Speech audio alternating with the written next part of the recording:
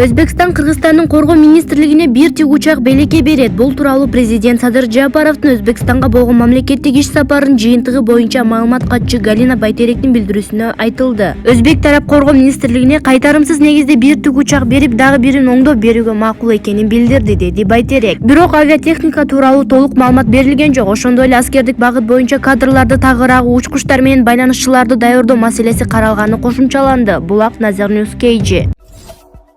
Жамандын көпкөнү пучуктун өпкөнү жаман деп коюшат. Садыр Жапаровдун этегине илешип Өзбекстанга барган Алымкадыр Бейшеналиев деген министр өзүнүн эч бир салтка, адамгерчиликке туура келбеген осол мамилеси менен эң обол президентти, андан соң жалпы кыргыз элин бир сындырып келиптир.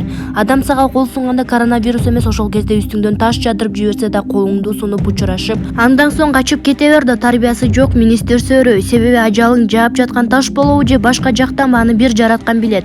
Тем более бир өлкөдөн башка өлкөгө мамлекеттик иш сапар менен кетип жатканда коронавирус абдан текшерилип барыш керек экенин башкалар билбесе да, биз кыргыздар башыбыздан өткөргөнбүз.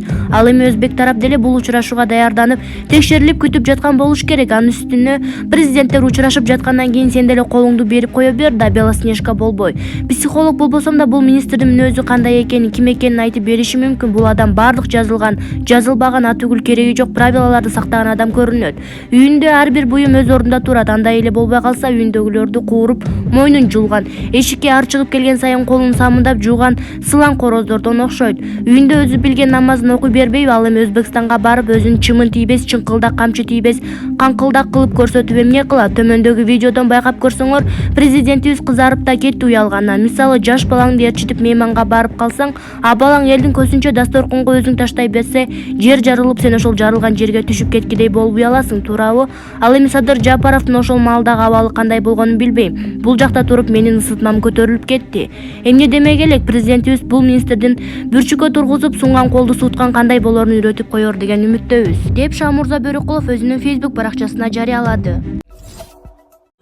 Анан добуш берип койдук, шайлап койдук, болду мындан арды ишти өзүң жалгыз кыла бер дебестен, ар бир кылган ишиме баа берип, туура эмес кетип атсам ошону сындап, туура жолго буруп, кеңешиңиздерди берип, мага жардам берип туруңуздар. Ооба туугандар, Садыр Жапаровго чындыгында эле кыргыз элинин, баарыбыздын, ар бирибиздин колдообуз керек.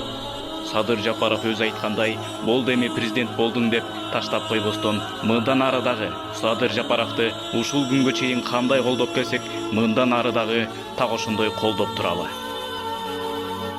Себеби дегенде баарыбыз эле калың катмарлуу элдин көпчүлүгү билип калгандай, кыргыз эл үчүн күйгөн, кыргыз мамлекетинин келечегин ойлогон мына ушул Садыр Жапаров гана болду.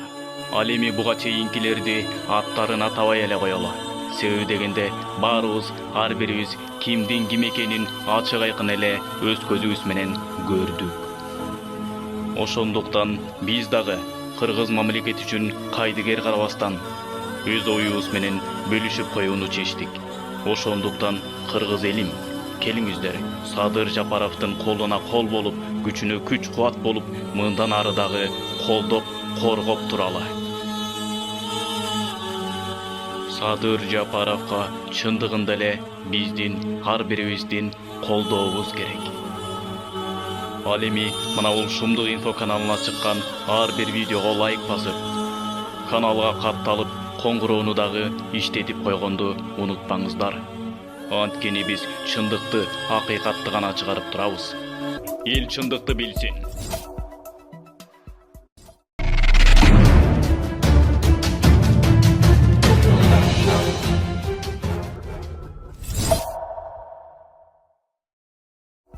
Президент Садыр Жапаров 17 мартта жер үй алтын кенине барат. Бул тууралуу super.kg порталына өздүк булактар билдирди. Маалыматка ылайык, Садыр Жапаровдун таласка болгон иш сапары пландаштырылып жатат. 17 мартта жер үй алтын кенинде иш чара өтүүсү күтүлүүдө. Жер үй алтын кени Талас районунун Бекмолда айылында жайгашкан. Садыр Жапаров мындан тышкары Таластын дагы кайсы жерлерине барары азырынча белгисиз. Эске салсак, Садыр Жапаров 24-25 февралда алгачкы иш сапары менен Орусияга барган. Алтын альянс ишканасынын басма сөз катчысы Касиет Карачолокова иш чаранын так күнү белгилене электигин билдирди. кызматы жоюлуп кеткен Сыймык Жапыкеевге генерал-майор наамы ыйгарылды. Маалыматты Жапыкеевдин жакындары тастыкташты. Ал эми Жапыкеев социалдык тармактагы баракчасында: достор, эң биринчи сиздерге рахмат. Кудайга ыраазымын. Президентке чоң рахмат. Чын жүрөктөн кубанып жатам. Эл жер өлкө үчүн эмгегимди аябайм деп жазды. 5 мартта премьер-министр Улукбек Марипов ИНФОду Ички иштер министрлигинин курамына киргизүү тууралуу буйрукка кол койгон. Премьер-министр Улукбек Марипов жумуш сапары менен Жалал-Абад жана Ош облустарына барат. Бул тууралуу өкмөттүн басма сөз кызматынан билдиришти. Сапардын жүрүшүндө өкмөт башчы бир катар социалдык объектилерге капсула салуу салтанаттарына катышып, айыл чарба объектилеринин иши менен таанышып, Ош облусунун Араван районунун дыйкандары менен жолугушмакчы. Мындан тышкары ал Жалал-Абад жана Ош облустарында бир нече социалдык инфраструктуралык объектилердин абалы жана айрым өнөр жай ишканаларынын ишмердүүлүгү менен таанышат. Жаңы конституция кабыл алынса, эң төмөнкү пенсия жөлөк пул 5000 сом болот. Жашоо минимуму канча деп белгиленсе, мамлекет ошондон кем эмес пенсия пособия берүүгө милдеттендирилет. Жаңы конституция кабыл алынса, 2023 жылдан тарта эң төмөнкү пенсия жана пособия 5000 сомдон кем болбойт. Референдумга сунушталган баш мыйзамдын 44 беренесинин 2 бөлүмүндө пенсиялар, социалдык жөлөк пул жана башка социалдык жардам мыйзамда белгиленген жашоо минимумунан кем эмес жашоо деңгээлин капсыз кылууга тийиш деп жазылган. Бул мыйзам 2023 жылдын 1 январынан тартып күчүнө кирери белгиленген. Демек, конституция кабыл алынса, 2023 жылы жашоо минимуму канча деп белгиленсе, мамлекет жарандарга андан кем эмес пенсия пособия берүүгө милдеттендирилет. Эске салсак, 2020 жылы Кыргызстанда жашоо минимуму 5359 сомду түздү. Ал эми пенсионерлердики 4785 сом, 17 жашка чейинки балдардыкы 4015 сомдон 5139 сомго чейин. Бул ушунча каражат менен бир адам бир ай жанын багалат дегенди түшүндүрөт. Жогорку кеңеш 11 апрелде референдум өткөрүүгө макулдук берди. Референдумду жергиликтүү кеңештердин шайлоосу менен кошо өткөрүү сунушталган. Бул мыйзамга бүгүн кечке чейин президент кол коюшу керек. Жогорку кеңештин депутаттары жаңы конституциянын долбоору боюнча референдум өткөрүүгө макулдук берди. Аталган мыйзам долбооруна бүгүн 2 жана 3 окууда добушка коюлду. Жыйынтыгында 94 депутат макул, 6 каршы добуш берди. Белгилей кетсек, референдум дайындоо боюнча маселе кечээ 10 мартта 2 окууда каралган. 3 окууну кароо боюнча айтылган эмес. Ал эми бүгүн 3 окууда дагы добуш берилди.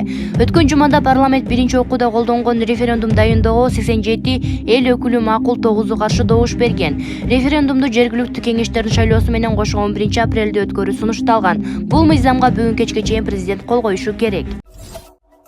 Бизге хандык бийликтин кереги жок дейт жарандык активист. Тынчтык митингине чыккандарды колдоп келген жарандык активист Өндүрүш Токунасаров төмөнкүлөрдү билдирди. Эгер жаранды коом унчукпай, жогору жактагылар өз билимдиктерин жасай бере турган болсо, биз сөзсүз түрдө ханга ээ болобуз. Бизге хандык бийликтин кереги жок да.